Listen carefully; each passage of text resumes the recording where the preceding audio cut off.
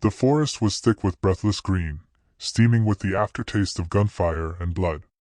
Cade knelt in the underbrush, scanning through the digital overlay of his visor, each breath sharp against his ribs.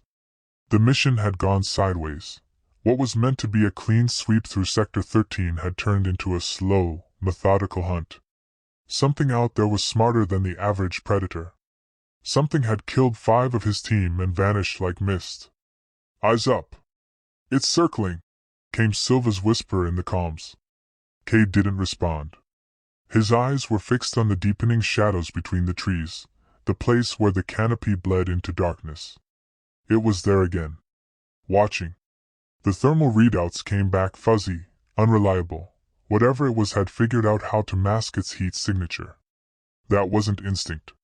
That was calculation. The squad moved like trained muscle memory, their boots silent on damp moss, rifles up, every angle covered.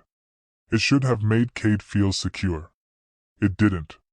They were hunting something alien, yes, but not just in species. In intention. The thing had left the bodies intact, untouched, save for a single wound at the throat. It killed with precision, not hunger.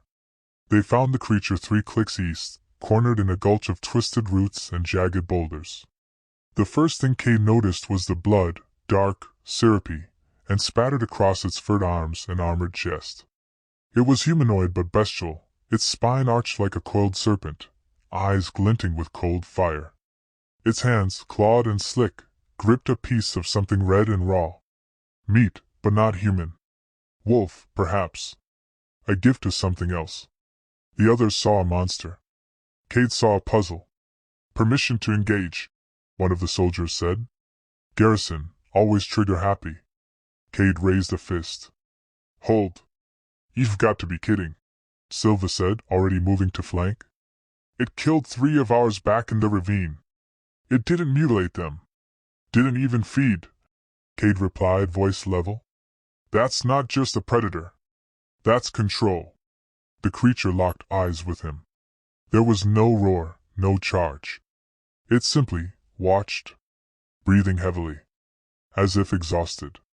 Its body trembled, not from rage, but from something deeper, pain or maybe fear. "Something's not right," Cade murmured, stepping forward. "It's not attacking. You step closer, and it'll rip your face off," Silva growled.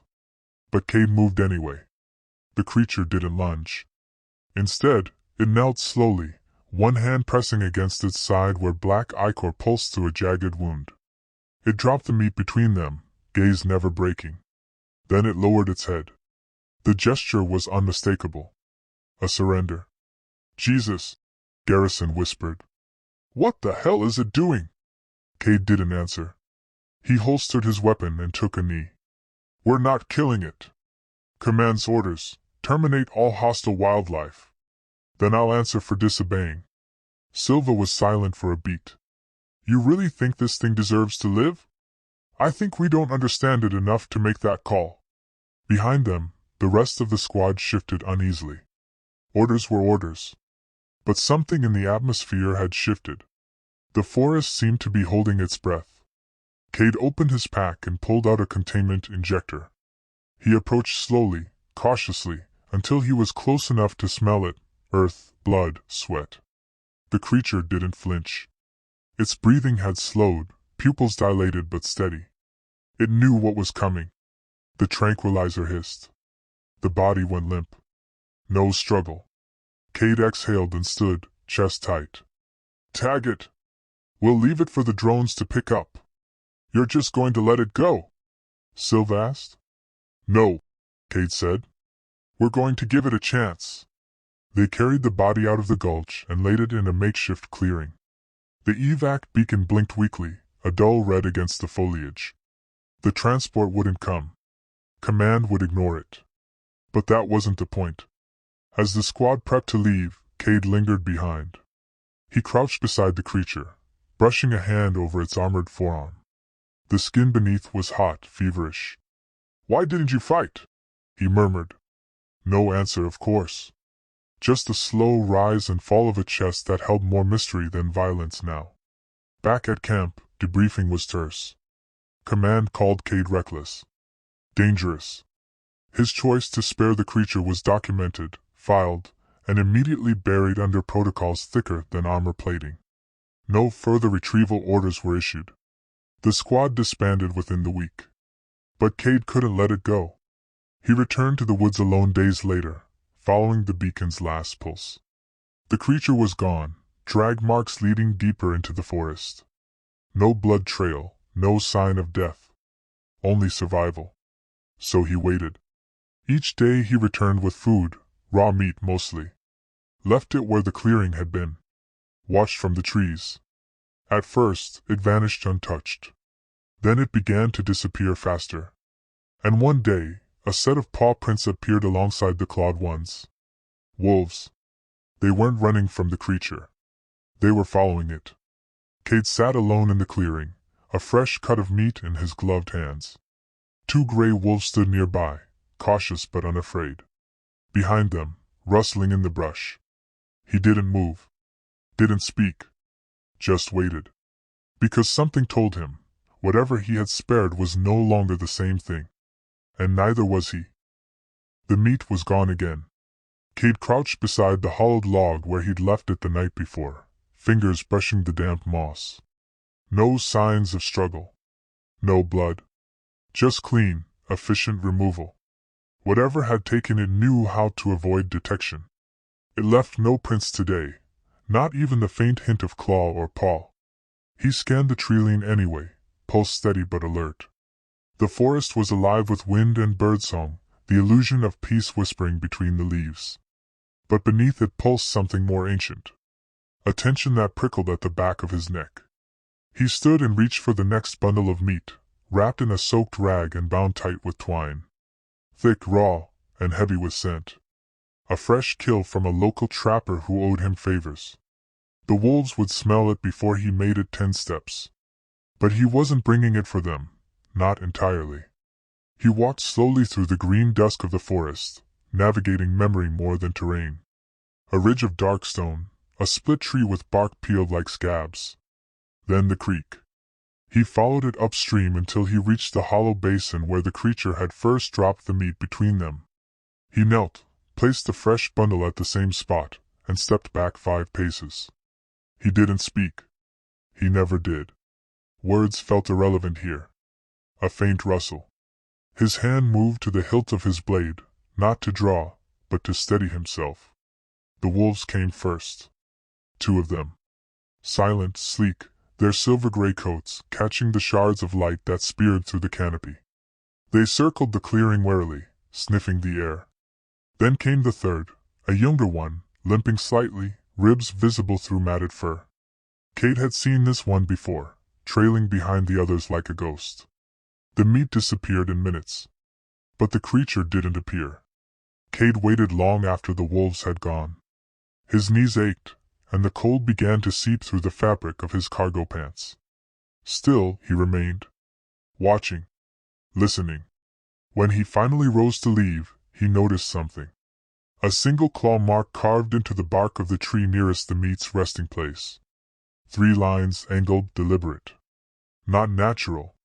Not accidental. A symbol. He didn't touch it. The next day, he returned with 2 portions. The wolves came again, this time less wary.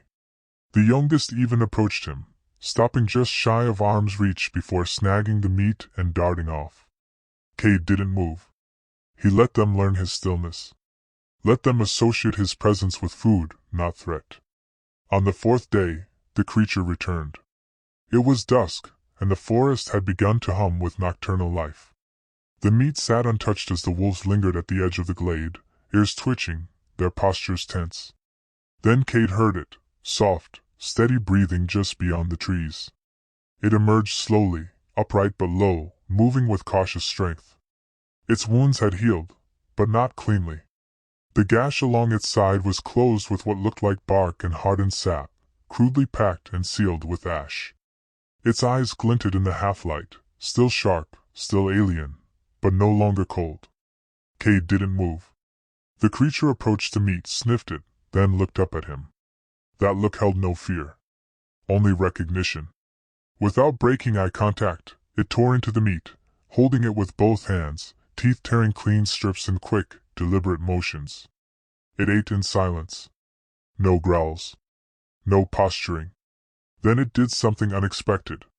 It dropped the last piece in front of the smallest wolf and stepped back. The cub hesitated, then dragged the meat off. The creature sat. Cade wasn't sure what to do. Everything he had expected, every plan, every protocol, it all dissolved in the face of that gesture. This wasn't just behavior. It was communication. He knelt slowly, matching the creature's posture. "You're not just surviving, are you?" he murmured. "You're choosing." The creature tilted its head, as if the cadence of his voice stirred memory. Cade remained like that until the light faded completely, and the forest swallowed the creature again. But the next morning it returned. And again the day after. No longer hiding. No longer threatening. The wolves accepted him now. They lingered near his camp when he cooked, curled in the underbrush when he slept.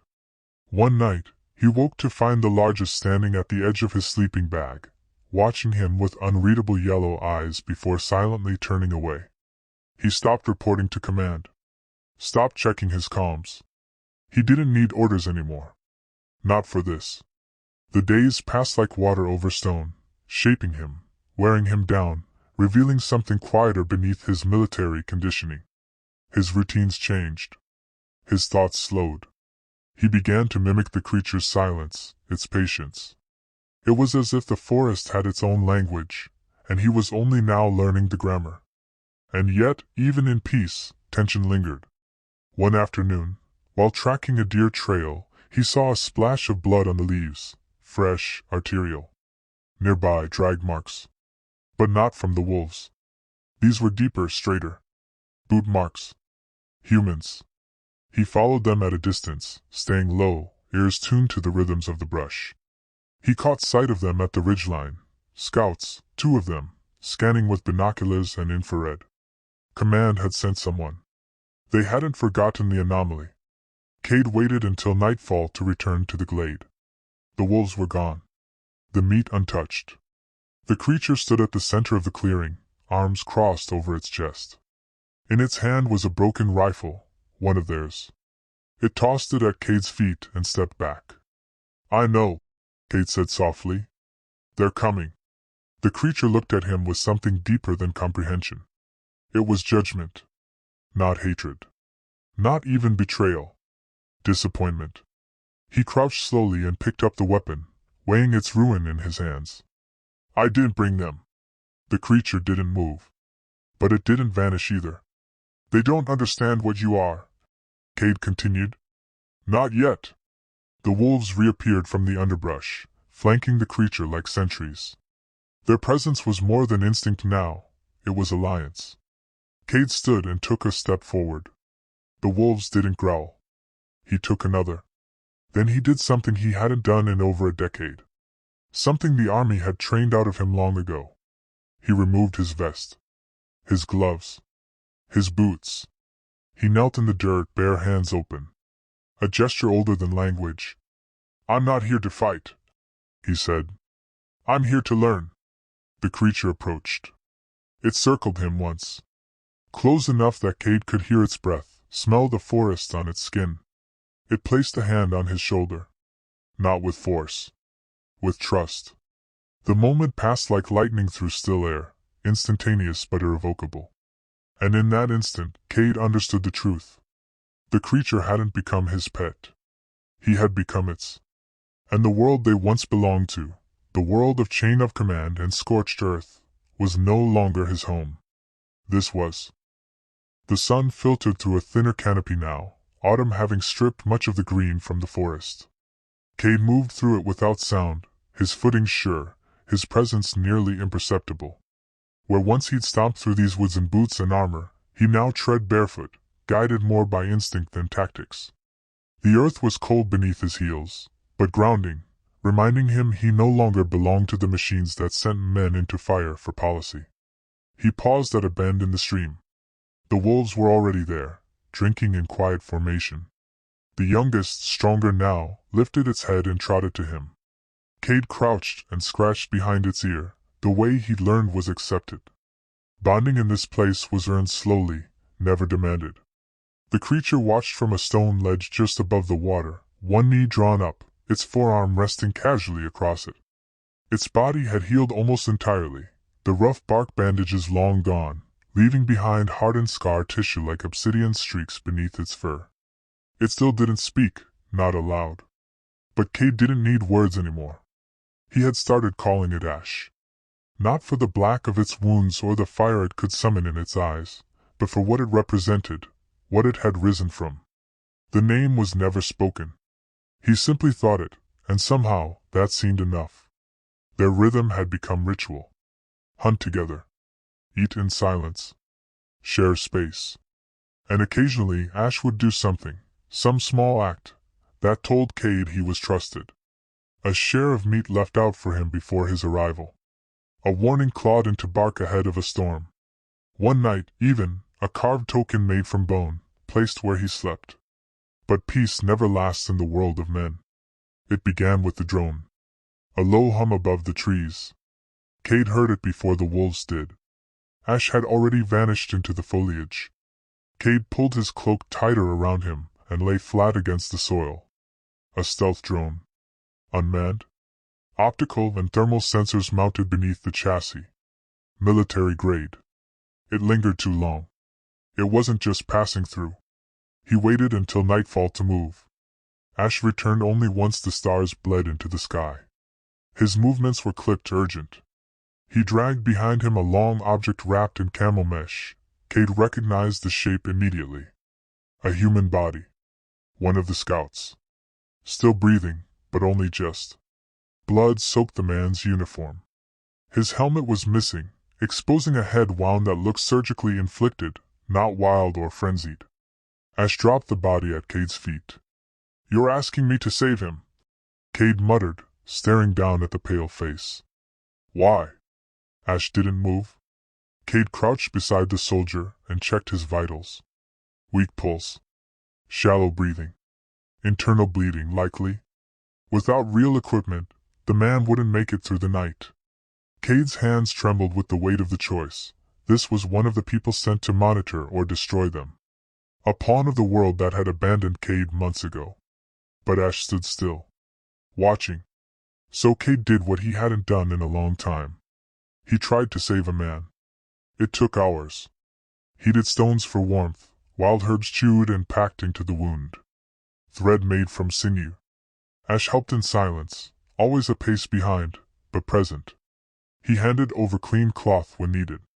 Held the man steady when the shudders came. They worked in eerie symmetry, not as man and beast, but as partners caught between two dying ideologies. By morning, the soldier was unconscious but stable. Cade wrapped him in furs and marked a trail back to the edge of the forest. When the others came, because they would, he wanted them to find their man.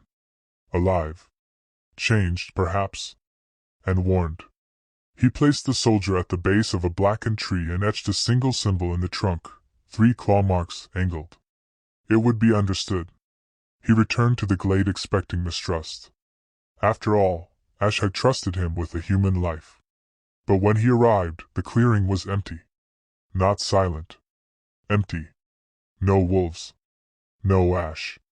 He waited hours. Slept against the roots of the old tree, the bark rough against his spine.